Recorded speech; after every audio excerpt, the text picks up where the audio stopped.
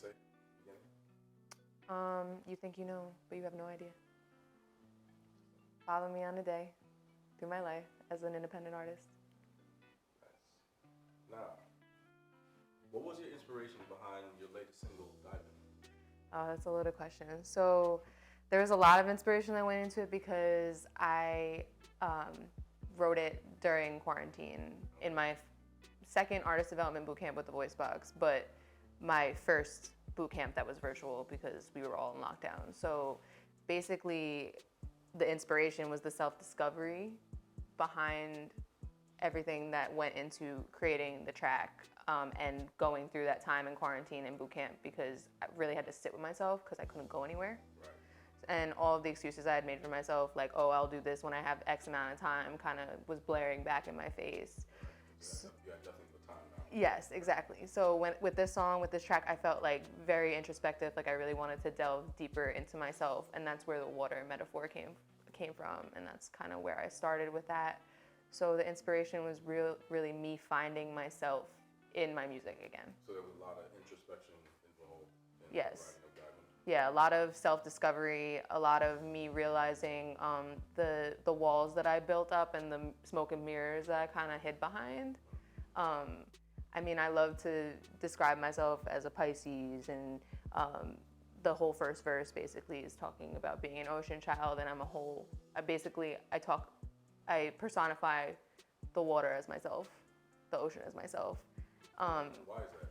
Why do you think you're like the water, like the ocean? I do feel like I'm very I have so many layers to me that it's a little bit difficult sometimes for people to understand what I'm really about, and I was feeling very misunderstood when I wrote the song. So the main point was kind of like, I want people to understand me, but how can I do that unless I really describe how I view myself and how I'm feeling as well, like in an interaction with another person, but I was also like inviting myself to dive in to myself. So I know I'm kind of talking. No, it's fine. Yeah. Like you said, you're very deep. Yes, deep like an ocean, Right. strong like an ocean, soft like an ocean. Like I feel like the water and it's ever changing, ebbs and flows, and the way that it can be so powerful yet so soft and soothing at the same time is kind of me as a person, because I can come on real strong but also be very very sympathetic, empathetic. Like I feel people's emotions, and I feel like the water takes on whatever goes into it. So, and I've always felt a deep connection to the ocean as a child. My family and I used to go down the shore every year. I learned to swim when I was like 3. This is in Jersey. Yeah, this is in Jersey. But like I was still living in New York when we would go down the shore. Okay. And we just continued as I moved to Jersey, because I was born and raised in Yonkers, but then we moved out there when I was like 10. It was Bergen County. And it's a little different than where I grew up. But regardless, it was interesting to see both sides. And I feel like moving away kind of brought me back home, because I've realized that there was like such a beauty in Yonkers, whereas some people growing up in Yonkers, that they want to get out because it's a lot of the same people. Nice. And so, can you briefly describe what was it like writing Diving? Was it challenging? So it was a little challenging. Not the melody. The melody came right away. The da, da, da, that came right away. Da, da, da, da, da, da, da, da, da. That part and the dive in, that all came really easily. But it was the second verse that was tough for me once I had all my metaphors written out, because I literally went online and I looked up like adjectives describing the ocean and like phrases about the ocean, just trying to find the inspiration through the water basically. And I realized that I had a song full of metaphors. So by the time I got into the studio, I had been told by Akela to like leave the second verse alone. So she had me write the second verse, which everybody has been resonating with more. And Akela too. Akela is my vocal coach and just overall sensei. That's what I like to call her. Yeah, she just knows all the ins and outs of the industry, of all the things that I'm hiding. She just knows. Like, I really don't know. She has eyes in the back of her head, and she feels my feelings, and I don't understand. But she knows when I'm hiding from myself. So in that studio session, She knew that this song was deep and about myself and what I was trying to do, but she knew that I wasn't really saying it. Like I was dancing around Okay. the main point. So, all right, you spoke about self-discovery. So, what else did you discover while writing the song? I discovered that I was afraid of myself. I discovered that I'm a lot more powerful than I give myself credit for, a lot stronger than I give myself credit for, but that there's parts of me that, again, I dismiss because I didn't think I would be able to fit them in a package that people would understand. But I think that the multidimensionality is what kind of makes people realize that they don't have to be one thing. Like, I don't need to fit in anybody's box. I don't need to be the cool, calm chick. I don't need to be the one who's flying off the handle all the time. I can be all of those things and still be Vita. Very interesting. Thank you. And what would you say made Dive In so personal to you? I think it was the most honest that I'd ever been on a track at that time, where I was writing from a place not of like a deep hurting or grieving. Like I feel like those songs come more easily for me because I have to get them out, otherwise there's nothing. So I think because it was for myself, like this song is like an ode to myself, an introduction, a reintroduction, so to speak, that it was very deeply personal for me to actually be honest about how I felt about approaching relationships, being afraid of being a burden, being unsure of showing my true self all the time, wanting to be close to somebody but not necessarily knowing how to do that fully while protecting myself.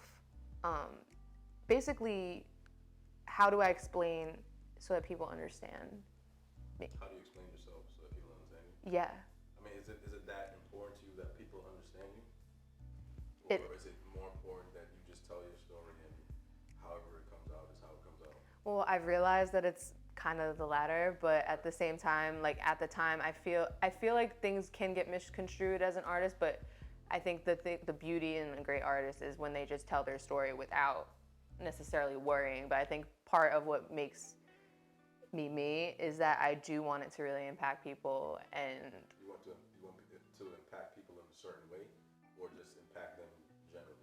I want it to impact people in a certain way, but I also want them to see who I am. And I feel in the past, from like my past traumatic experiences, that I think that people got who I am twisted in their mind. But it was not a fault of my own. It was them. But now that I realize, like, you know, now that I've taken accountability for myself, and now that I realize, like, and unlearned a lot of things, I realize that you do kind of have to just step into your truth. So I feel like this was that moment where like it was this pretty idea, and I love the beginning, and the beginning is beautiful, like the lyrics are awesome. But I think the second verse and the hook is what really drives it home for people. So, sorry to cut you off. No. Prior to Dive In, when was the last time you wrote a single? So the last time I put out a single was in 2018, and I kind of put it out and like didn't do anything with it after. And then my most successful single was in 2017 called Can't Turn Away, and that was just a straight up freestyle that I molded into a song. It was really personal as well, but it was about a situation, so it came out a lot more easily because I was just basically recanting an experience versus me really trying to strip down who I am and put it into a song. So that's a 2-year plus hiatus. Yeah. Songs. So why did you choose Dive In as your comeback single? So I had actually recorded a song that will be on the EP before Dive In, but it just so happened that Dive In to me, not only is it like pleasing to the ear, you know, it's not only something that kind of feels familiar even though you don't know it. I felt it embodied who I am and what I'm trying to put forth in terms of making people feel heard and understood, showing people the depth to me in a short period of time, because the song is not long, and I feel like a lot of my songs like are past 2.5 minutes. So for this to be a little bit shorter but also have like a really nice and catchy hook, I feel like this was the best way for people to so to speak, not to be punny, but like for people to dive into my artistry, to me as a person.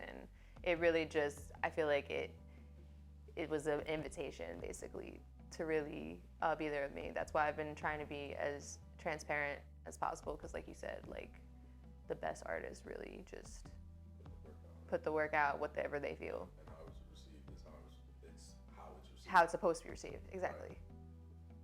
Okay, obviously you have a new single, so you came out with new artwork, as most artists do. What went into creating that artwork, or what was the vision behind it? So basically, again, to go with the water theme, I really wanted to kind of give mermaid vibe slash going back to the self-discovery point, like what do you find at the depths of the ocean? Like, yes, you can see me on my surface, but like what is there beneath? So we actually did something where we created this like box. I looked it up online, how to like make a underwater shoot without actually being underwater, because it was not the summer anymore at this point, because I recorded this in the summer in like July of the quarantine. It was actually the first time I went out that entire quarantine. So basically we had this like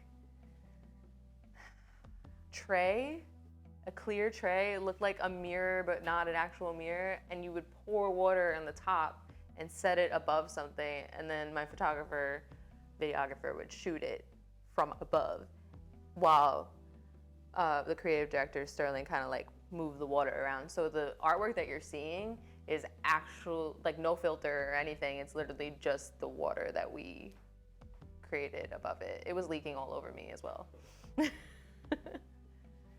that sounds very interesting. Yeah. I'm sure the fans will be able to understand the thought process when they look at the artwork. Yes. Now with this, obviously we're still in a pandemic. Doesn't seem to be going away anytime soon. So, do you think you'll be able to perform this with the with the pandemic going on, the shutdown still looming? Well, luckily, virtual performances have been so amazing. Like I've done a couple with the Voice Box boot camps. They've been all amazing, but I'm really excited because not only am I going to adapt it to some pieces of content, like some stripped down acoustic things, maybe, play it myself, we'll see. But I think what is going to be the best thing is in like about a month, March 3rd, I'm going to be part of the Voice Box Unlocked, which is kind of, again, the self-discovery, unlocking myself and dive in. It wouldn't be unlocked if I didn't perform Dive In. So that is on March 3rd. You can get tickets. They're in my bio on Instagram, and they're only $20. They will, honestly, that's how I eat, is through shows. So as much as the streams mean the world to me, it's like I love the performances more than anything. I feel like, because that gives you, again, like an uncut glimpse of who I am, like at that moment in time. How do I feel it? How am I gonna connect with the audience? And the virtual performances are a little bit of a challenge in a way, because the audience isn't there. But I found that actually, like, it doesn't make as much of a difference as I would think. You still feel the same way, you get the same nerves? I still feel, no, not the same nerves necessarily, because I feel like, again, like my nerves don't necessarily come from about to be singing in front of people. Like I don't get nervous because I'm gonna sing in front of people. I get nervous because of all of the leftover anxiety from like stuff that doesn't matter, like the hair, the makeup, the getting there, the my, like whether or not I'm having a wardrobe malfunction and stuff. So like I think my biggest job when I get up there to perform is to let all of that go and just be. And I think that that's the biggest thing that I've worked on over this year, and it all ties in with discovering yourself and being honest with yourself. So like if you lack in connection in one area, like it's gonna show up in your performances. So I noticed that I was either overthinking or zoning out completely, where I was into it and it was moving, but like the crowd wasn't with me. So now I've figured out how to kind of bring you with me on the ride, which it just makes me really excited, because Dive In won't be the only song, but it's going to be a big piece of Unlocked. I'm not allowed to say fully, but there will definitely be more than one original song. One song that you like definitely hasn't been heard yet, and then maybe a little rendition or something. And what makes Unlocked so special to you? I think Unlocked is first of all how I kind of discovered the voice box was seeing the videos put out there, and that's kind of how I inquired about the boot camps and stuff. And I did the one in January 2020. I did May, which was the quarantine boot camp, and then I did September. No, it was August into September, and I feel like those 3 boot camps just made me evolve as a person. Whereas beforehand, I kind of look at myself and I'm like, wow, like I was so new, even though I wasn't new. Like I feel like I know so much more about myself. I'm so much more connected, and I owe part of that to the voice box and everything. But I don't think that would fully have happened the same way if we didn't completely lock down. Because I don't drink coffee anymore since that first boot camp. I drink matcha. I meditate. I say affirmations every single day. I know what stops me from being, from feeling my higher self. I know what stops me from being able to kind of bring myself back to center when life sends shit our way, basically. And I think before I would be derailed so easily, which was why you hadn't seen something from me for so long. But when it comes to Unlocked, it's super special, not only because that was the first instruction for me for the voice box, but because I know how far I've come, and I know that Unlocked is about telling your story and showing your story, and we have to be vulnerable at all times in order to like really connect with people, like you said. And when it comes down to it, I'm super excited for Unlocked because it's basically a spotlight on what maybe you might not see if you just listen to the song. Like you get to see all the work that I put in a live experience from your home though. So you get to be as comfortable as possible. You don't have to go out, get dressed up or anything like that. I think the story behind Unlocked is what makes it special.